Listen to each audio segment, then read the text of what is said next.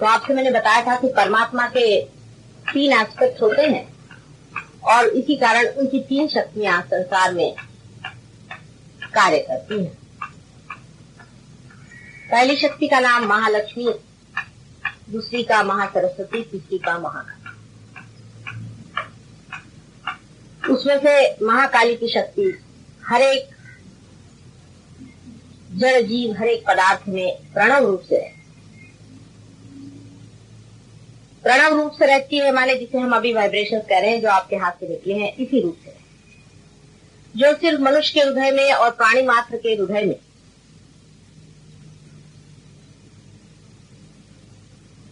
ये शक्ति स्पंदित है, पल्सेट। जब वो शक्ति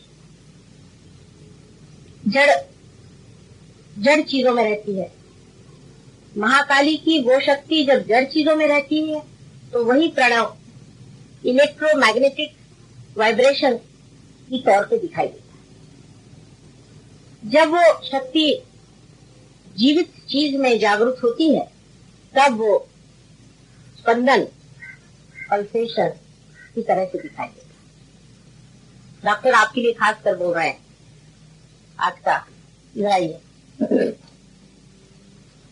तो महाकाली की जो शक्ति है उसी शक्ति से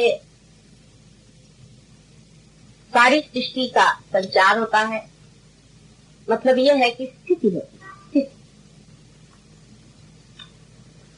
हर एक चीज होती है, एग्जिस्ट होता है। अगर जिस दिन मॉलिक्यूल में से उसकी ये स्थिति नष्ट हो जाती है तो मॉलिक्यूल नष्ट हो जाता है। और इसी शक्ति का उपयोग एटॉमिक एनर्जी और हाइड्रोजन बॉम्ब आदि के लिए होता है। यह शक्ति जब उल्टी तरफ से घुमा दी जाती है तब बड़ी विनाशकारी और सारे संसार का नाश इस शक्ति से हो सकता है, जैसे कि इसका सृजन भी हो सकता है। ये दोनों ही कार्य करता है क्योंकि ये शक्ति साक्षी स्वरूपत्व को पाई हुई है। इस शक्ति से परमात्मा सृष्टि की सारी रचना देखते रहते हैं, उसका कार्य देखते रहते हैं। आदिशक्ति की यानी प्रकृति आदिशक्ति की इस शक्ति को ये पावर्स होते हैं, ये उसके अंदर अधिकार होते हैं कि वो चाहे तो इसे देखे और चाहे तो इसे बंद। जब उनको ये खेल और भाता नहीं, जब संसार में हाहाकार मच जाता है, जब गंदी मैली विद्याएं फैल जाती हैं, अधःपतन हो जाता है और बिल्कुल ही ऐसी हालत आ जाती है कि आगे संसार चल नहीं सकता, तो पूर्णतया संहार हो जाता है। तब ये शक्ति तांडव के तरह संसार में चलती है और सब संसार का नाश करता है। वही शक्ति साक्षी रूप होकर के हर भूत में, भूत मात्र, भूत माने यही जो हो गया, जो बन गया, जीवित होती है। जब मनुष्य में वो जागृत होती है तब भी वो स्पंदन के रूप से रहे, ये उसकी पहली शक्ति। मानव के अंदर भी ये शक्ति सिंपैथेटिक नर्वस सिस्टम की एक साइड होती है, जिसको कि आप कहिए left side of sympathetic nervous. उसके हृदय में, मनुष्य के हृदय में ही शिव का स्थान है, जहां से वो सारे संसार के साक्षी, उसमें ये शक्ति विचरित होती है, वहीं से कार्य प्रवण होता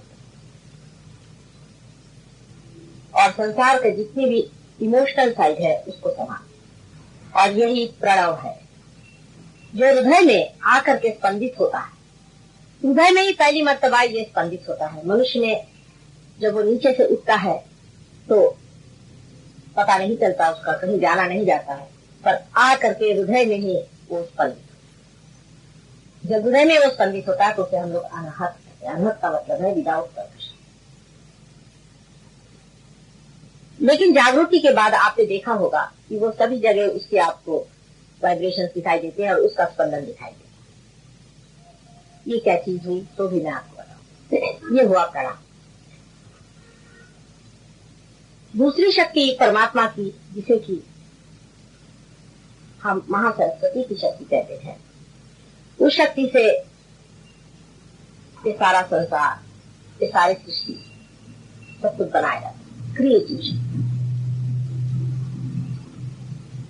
इसी क्रिएटिव शक्ति को ही दूसरी शक्ति साक्षी स्वरूप देखती है। माने महाकाली की शक्ति जो है वो साक्षी स्वरूप, जो क्रिएशन हो रहा है उसे, जैसे कि कोई शीशा हो, उसमें वो अपने चित्र को देखता है।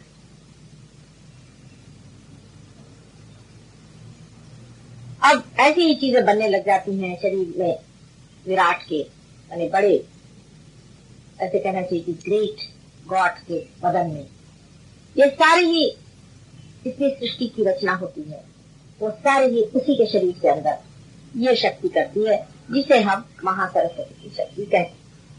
ये हमारे right side sympathetic nervous system में दिखाई देती है और ये मनुष्य के ब्रेन में काम करती है, जिसे कि लिम्बिक एरिया कहते हैं। और विराट के भी ब्रेन में होती है, जिससे वो सोचती है, प्लान करती है, विचार करती है और अवेयरनेस इसको कहते हैं। और हमारे अंदर वो हमारा मेंटल बीइंग इसी तरह से दृश्यमान है। आपको जो समझ नहीं आए तो वो पॉइंट आप रख लेना बाद में, समझा? कोई कंफ्यूजन नहीं। त्रिगुणात्मिका जब आदि शक्ति होती है तो उसके 3 फॉर्म्स हो जाते हैं। एक मैंने आपसे बताया जिसका नाम थी महाकाली, दूसरा फॉर्म जिसका नाम थी महा, और तीसरा जो महालक्ष्मी। ऐसी 3 शक्ति। पहली शक्ति सिर्फ देखते रहती है और जब उसे पसंद नहीं आता तो मिट जाती, स्थित रहती है, स्थिति है। दूसरी शक्ति जो बनाती है, इसको हिरण्यगर्भिणी भी कहते हैं, जो सब चीज को बनाती है, क्रिएट करती है। और वो मैंने कहा आपसे ब्रेन में, वो मनुष्य के पेट में रहती, ब्रह्मदेव उसके संचालक है और वो स्वाधिष्ठान चक्र पे घूमती और इसीलिए भवसागर बनता है और अपने पेट में ही अपना भवसागर है। इसी तरह से विराट के पेट में भी भवसागर है, जिसमें हम लोग सब पैदा किए जाते हैं। इसी शक्ति से, जो शक्ति हम लोगों को क्रिएट कर, जिससे कि पंच महाभूत बनते हैं, जिससे कि सारे पंच महाभूत बनते हैं, और जिस पंच महाभूत के बनने से फिर उसी से सारी सृष्टि, ये शरीर, ये सब तैयार होता है। इसी को हम लोग क्रिएटिव पावर कहते हैं। ये हो गई दूसरी शक्ति। पहली शक्ति तमोगुणी होती है, माने उसमें डिजायरिंग मूड जब परमात्मा में आता है तो पहली शक्ति शुरुआत में आती है। दूसरी शक्ति में वो एक्टिविटी जब आती है तो एक्टिवेटिंग मूड आ जाता है, उसे रजोगुण होती है। तीसरी शक्ति सत्वगुणी होती है, उसको महालक्ष्मी कहते हैं।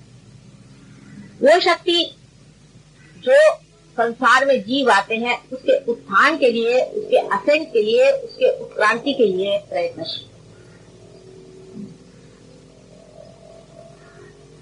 तीसरी जो शक्ति है वो मनुष्य प्राणी तक उत्थान करने में स्वयं ही कार्य करती है और उसके बारे में कोई सी भी चेतना मनुष्य में नहीं रहती। यानी आप कैसे उत्थान होकर मनुष्य है, आपको उसकी खोज खबर नहीं रहती। आप मनुष्य ही पैदा होते हैं। आपसे पहले बंदर हुए तो बंदरों को ये पता नहीं कि मछली से बंदर कैसे, उनकी चेतना में ये कार्य नहीं। लेकिन मनुष्य से परे जब आपको जाना होता है तब तीनों ही शक्तियां मिल जाती, आप गुणातीत में। जब तीनों शक्तियां मिल जाती हैं तो तीनों गुण एक हो जाते। मतलब यह है कि जब आपका ये आज्ञा चक्र छोड़ करके कुंडलिनी ऊपर चली जाती है तो इसी जगह तीनों गुण एक ही जगह से आते रहते हैं। वो तीनों यहाँ पर फर्क हो जाते हैं, वो जहाँ पर सबका रस एक है वहाँ पहुंच जाते हैं। इसलिए तीनों ही शक्तियां एक हो जाती। ये शक्ति मनुष्य के अंदर में कुंडलिनी स्वरूपिणी आपके अंदर बैठी और ये शक्ति संसार में अवतार का, इसी शक्ति के कारण अवतार संसार में आते हैं और बार बार आपके स्थान में मदद करते हैं। इसीलिए सिर्फ यही शक्ति में इवोल्यूशन होता है और महालक्ष्मी के स्वरूप बदलते बदलते चले जाते हैं। जैसे महालक्ष्मी ही स्वयं गौरी स्वरूपा होती है जो कि कुंडलिनी के प्रतीक रूप है, उसके बाद में महालक्ष्मी ही आपके अंदर लक्ष्मी स्वरूपा होती है जो विष्णु जी की पावर है, वही सरस्वती स्वरूपा होती है जो ब्रह्मा जी की पावर है, और वही आपके अंदर दुर्गा जी होती है, पार्वती जी होती है, सीता जी होती है।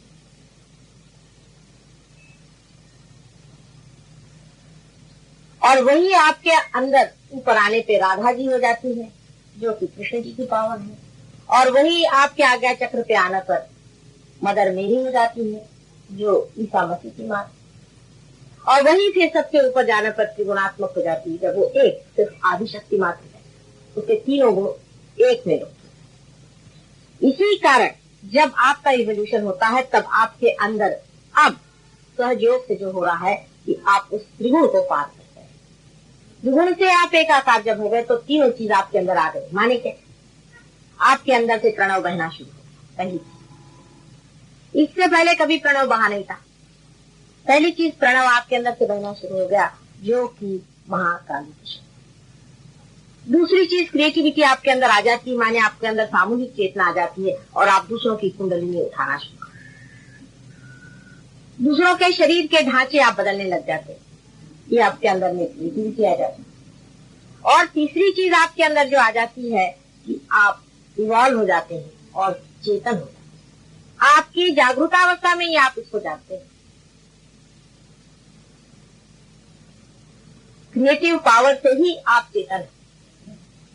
क्रिएटिव पावर आपके अंदर जो है उससे ही आप चेतन है और वो आपके अंदर में जागरूक हो जाती है। माने ये कि जब आप सहयोग से पार हो जाते हैं तब आपके अंदर तीनों ही शक्तियां एक साथ मिलकर के कोऑर्डिनेट हो जाती है, इंटीग्रेट हो जाती है, और वो आपको दिखाई देती है कि एक तरफ से तो वाइब्रेशन निकल रहे हैं, दूसरा आपको चेतना आ जाती है कि हाँ मेरे अंदर कुछ हुआ, मेरी विचार आ गई, ये हुआ वो हुआ।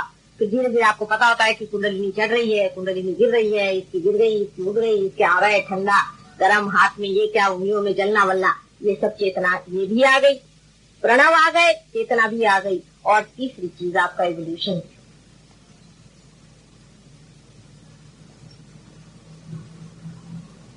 ये सारे त्रिगुण जहां मिल जाते हैं, ये तीनों ही शक्तियां जहां मिल जाती हैं, जिस जगह ऐसी एकाकारिता आ जाती है वही एक सहज।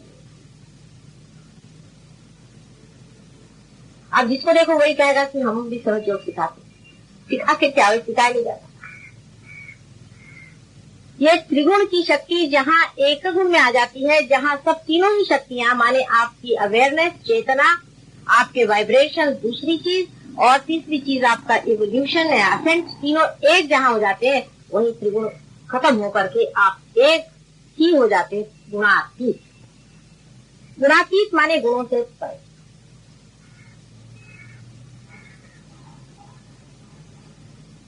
तभी उसी को असेंट कहते हैं। यही असेंट है जिसके बारे में सब दुनिया में लोगों ने बात की है, इस असेंट को पाना। आपके अंदर जो कुंडलिनी है वो भी उस अवतार को पहचानती है, इसीलिए वो ऊपर चढ़ती है। बगैर अवतार के वो ऊपर चढ़ने वाली नहीं।